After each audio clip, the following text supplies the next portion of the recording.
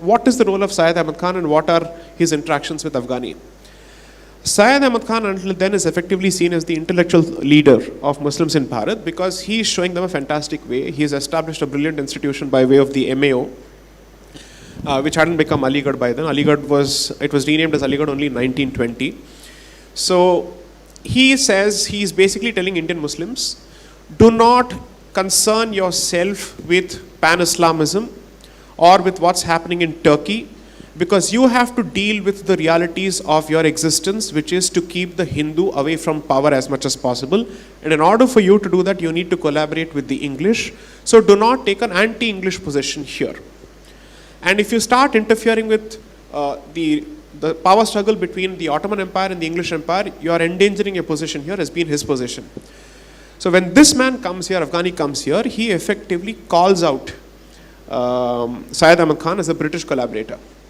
And he says, you don't have the confidence in the Quran, you don't have the confidence in Hadith, you don't have confidence, you are effectively a believer of natural law. He writes a book where he coins this derogative word called natury, which is, it's an Urdufication of the English word, which is anybody who believes in natural law is called a natury.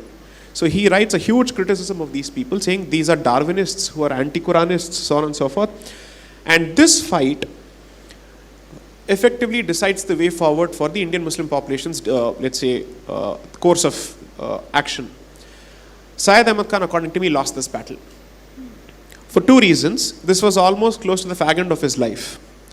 And Afghani was relatively young. I think the man died before he turned 60. In his mid-50s, he died. And this man came in with a lot of vigor.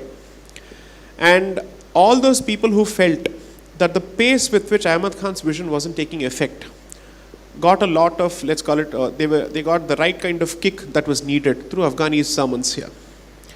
And then when he goes to Turkey, in his detailed exposition to the Turkish Sultan, he explains the role that Afghani Muslims and Indian Muslims will play in establishing the caliphate, because they have numbers, they have educated Muslims from the Bengalis, they also have money, and they are in perhaps control of among the largest swathes of land possible.